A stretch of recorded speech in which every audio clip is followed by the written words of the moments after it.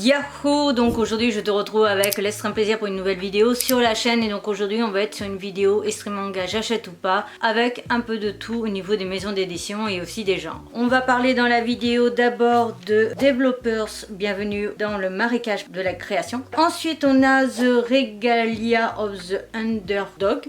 On va continuer avec Rosalie, princesse des morts. On terminera avec la guilde marchande de Pandémonia. Donc en ce qui concerne le manga Developers, bienvenue dans le marécage de la création. Nous sommes sur un seinen qui date de 2024 au Japon et de 2026 en France. Il est en 3 tomes. Il est chez les éditions Manabook. J'ai reçu le tome en collab de la part de Manabook, mais Manabook m'envoie les titres sans me demander mon avis. Donc j'ai voulu aussi tester du coup l'extrait. Donc on est dans le genre comédie, drame, romance, tranche de vie, jeux vidéo et travail. Donc en ce qui concerne le manga, je vais te lire le résumé. Ito Yamamoto a récemment intégré une entreprise de développement de jeux vidéo. Il adore son travail mais regrette de ne pas pouvoir exprimer davantage sa créativité au milieu de son équipe de plus de 100 personnes. Et oui, donc en fait quand il crée un jeu vidéo, ils sont une centaine à gérer les codes et donc du coup il a l'impression juste de gérer genre un pied du personnage et c'est tout, et encore un mouvement de pied et pas le reste. Donc il se trouve en fait inutile dans la création du jeu parce que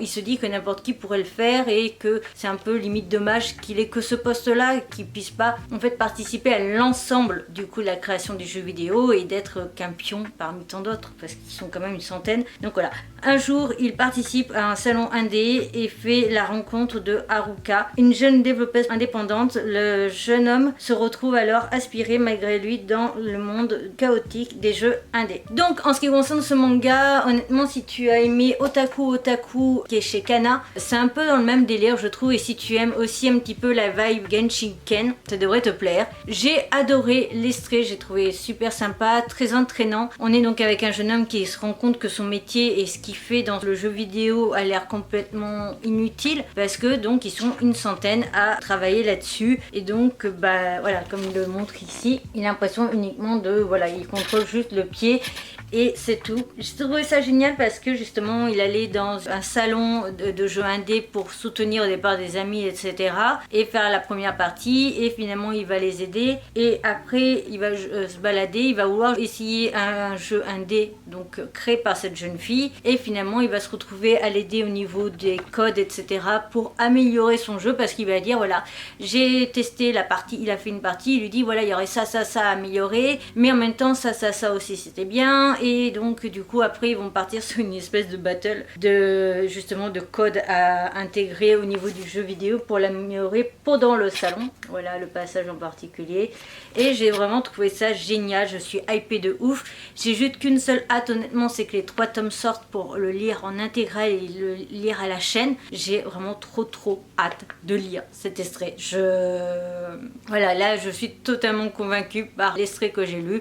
Donc est-ce que je l'achète ou pas? Je l'ai reçu, oui, mais est-ce que je l'aurais acheté en ayant lu cet extrait? La réponse est oui, voilà, très clairement. On continue du coup avec The Regalia of the Underdog. C'est un manga qui date de 2024 au Japon et de 2026 en France. Nous sommes sur un shonen. Le tome 1 est sorti le 4 février. Le tome 2 sortira le 1er juillet. D'ailleurs, il va falloir attendre. Parce que tout simplement, le titre est toujours en cours au Japon. Avec 2 tomes.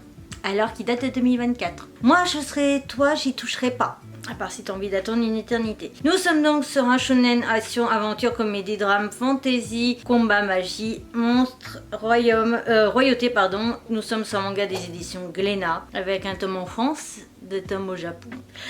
Je l'ai dit, vous faites comme vous voulez. Bref, alors, en ce qui concerne ce manga, déjà pour la qualité des dessins, elle est plutôt sympa, mais c'est pas transcendant pour moi. Ça me fait penser aussi à un autre type de dessin, mais alors, quel shonen, je ne saurais pas dire parce que comme je les lis pas les shonen, je les regarde, je fais les animés moi sur les shonen comme ça, je ne saurais pas dire. Richesse, pouvoir, talent, tarte, oui c'est le nom du personnage, est né avec tout. Son objectif est de tester le test de sélection du roi. Le tesser qui décide qui au monde sera l'unique élu. Mais un jour de la fin de leur scolarité, Figo, le fils d'un forgeron, provoque en duel. Il ne s'agit pourtant que d'un poturier aux yeux de tarte pour le garçon pourri gâté par la vie. Voici venue l'heure du retour de bâton. Et pour nous, voici venue l'ouverture d'une lutte mémorable pour le trône. Putain, je sais pas pourquoi j'ai le bout du nez qui me chatouille. Dans le genre aventure, magie et comédie, c'était marqué à l'arrière. Donc, en ce qui concerne la série, on suit les aventures de Tarte. C'est un jeune homme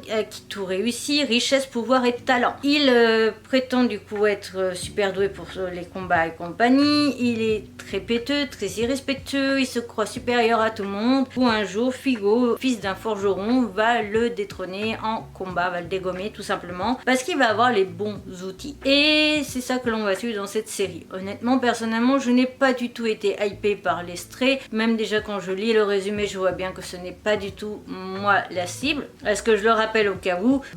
Personnellement, moi les shonen, je n'aime pas les lire parce que je m'ennuie dans ce genre de titres. Et donc du coup, les shonen, je préfère les regarder en animé, comme ça c'est plus simple, c'est plus rapide et j'accroche un peu mieux. Mais je rappelle au cas où, je ne suis vraiment pas fan de tous ces shonen style Naruto, Bleach, One Piece, My Hero Academia, etc. C'est vraiment pas le genre de sujet, de titre qui est pour moi. C'est plutôt la catégorie que j'aime le moins dans les 8 catégories de manga qui existent. Ensuite, on continue avec Rosalie, Princesse des Morts, qui est disponible chez les éditions Komiku. Donc, là aussi, j'ai l'impression que les maisons d'édition se foutent de plus en plus de notre poire de proposer ce genre de titre. Mais après tu me dis ce que t'en penses. Donc le titre date de 2024 au Japon, 2026 en France, 29 janvier pour le tome 1. Nous sommes sur un seinen dans le genre action, fantasy, mystère, magie et mort. Le titre est âge conseillé aux 12 ans et plus. Et il n'y a que 2 tomes au Japon. On n'a pas de date pour le prochain tome. Voilà.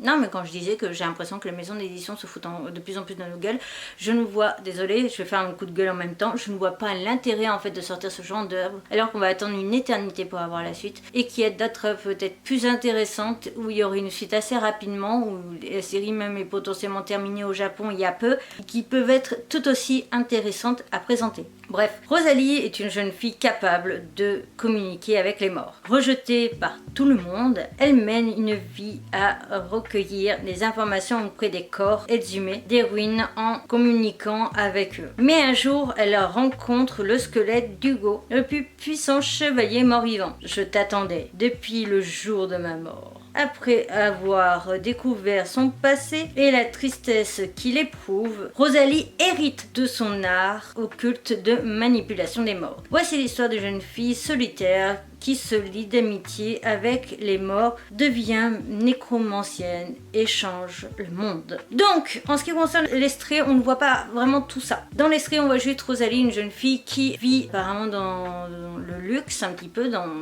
on est dans une époque un peu, ça doit être un peu Sherlock Holmes ou les chroniques de Bridgerton. J'irais plus époque Sherlock Holmes que Bridgerton, mais on est dans cette époque-là, je pense. Rosalie, donc, va régulièrement aider une dame qui est plus ou moins une maman. Ce n'est pas sa maman, c'est une personne qui l'a recueillie et qui l'utilise pour ses pouvoirs, pour pouvoir discuter avec les morts et comprendre qui sont ces squelettes qu'ils retrouvent du coup quand ils font des fouilles. Malheureusement, on va tout de suite comprendre que cette dame se fout complètement de l'existence de la gamine, qu'elle l'utilise vraiment uniquement par intérêt pour elle et qu'elle se fout complètement, limite qu'elle crève. Donc voilà ce qu'on voit, mais en même temps on la voit sur la fin du chapitre. Elle va donc rencontrer ce Hugo et on ne sait pas plus. Donc le côté nous dire que Hugo l'attendait depuis sa mort et qu'elle va devenir manipulatrice d'art occulte et des morts, nécromancienne, tout ça on ne le voit pas dans l'extrait. Donc est-ce que j'ai envie de m'y intéresser? La réponse serait oui. Techniquement il me donne envie au niveau de l'extrait, il me donne envie au niveau de la lecture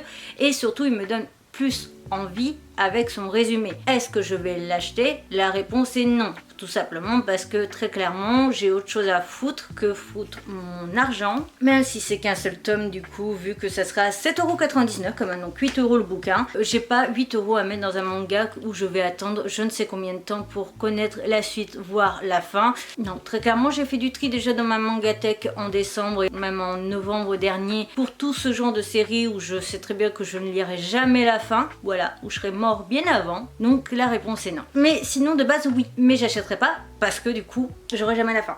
Ensuite on termine donc avec la guide marchande de Pandémonia des éditions Glénat. Donc oui, la même édition que l'autre. Déjà première information, la série est complète en 4 tomes. La série doit apparaître du coup pendant l'année 2026. Donc au niveau des informations, nous sommes sur un manga qui date de 2024 au Japon et de 2026 en France. Le tome 1 sera sorti le 18 février 2026, le tome 2 sortira en avril, fin avril le 22. Nous sommes sur un shonen en genre aventure, comédie, drame, fantasy, tranche de vie, démons, monstres, voyage et économie. La série donc en 4 tomes. Et bah c'est tout en ce qui concerne les informations, il est chez Glénat. Commerce avec les monstres, voilà l'histoire qui vous attend. Pandémonia, la terre où s'affrontent monstres et humains, où seule règne la loi du plus fort. Au cœur de ces affrontements se trouve la vaillante Siola Lunatria.